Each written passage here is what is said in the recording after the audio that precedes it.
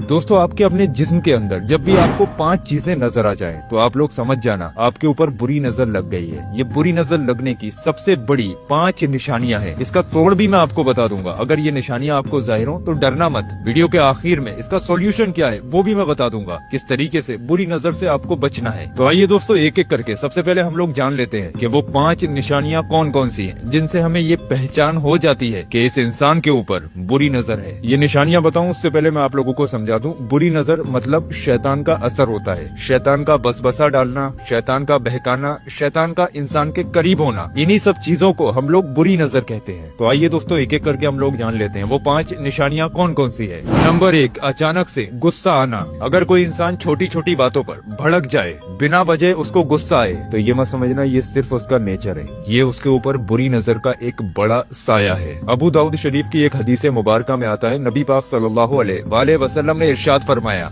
गुस्सा शैतान की तरफ से होता है। यानी कि जब गुस्सा कंट्रोल से बाहर हो जाए तो समझ जाओ शैतान आपके करीब है, और शैतान का करीब होना मतलब बुरी नजर की एक बड़ी निशानी। नंबर 2, अकेले में रहना पसंद करना। तो ये कोई मामूली बात नहीं है, खतरे की एक बड़ी निशानी है। हदीस मुबारका में आता है, एक इंसान के साथ में शैतान होता है और दूसरे से वो दूर भाग जाता है। इसलिए जो इंसान खुद को इंसानों से अलग करता है, अकेले में रहना पसंद करता है, शैतान उसके करीब होता है। और ये बुरी नजर लगने की एक बड़ी अलामत है। जिस इंसान को अकेले में रहना पसंद हो, जो लोगों से दूर भागे, खुद को अकेला रखे, तो समझ जाओ इसके ऊपर बुरी नजर लग चुकी है। नंबर 3, बिना वजह डर और बेचैनी पैदा होना। यानी कि दिल में घबराहट होना, डर लगना, रात को बेचैनी होना, सुकून से नींद ना आना। हमेशा याद रखो शैतान अपने दोस्तों को डराता है। ये मैं नहीं कह रहा हूँ, ये कुरान पाक की सूरह अल इमरान में इसका जिक्र आया है। यानी कि डर जब हद से ज्यादा बढ़ जाए तो समझ जाओ ये शैतानी बसबसा है। जिस इंसान को अकेले में डर लगे और जो बहुत ज्यादा घबराए, तो वो समझ जाए उसके ऊपर बुरी नजर यानी कि बद नजर लग चुकी है और शैतान उसके करीब आ चुका है। नंबर 4, नमाज और इबादतों से दूरी। पहले नमाज पढ़ता था, अब नहीं पढ़ता है। पहले कुरान पाक की तिलावत की, लेकिन अब कुरान खोलने का भी दिल नहीं होता है। रसूल पाक सल्लल्लाहु अलैहि वसल्लम ने इरशाद फरमाया, जब अजान होती है तो शैतान दूर भाग जाता है और इंसान को बहकाने लगता है। यानी कि शैतान सबसे ज्यादा कोशिश करता है इंसान को इबादत और तिलावत से दूर रखा जाए। तो अगर आपके दिल में ये ख्याल आए कि अजान हो रही है,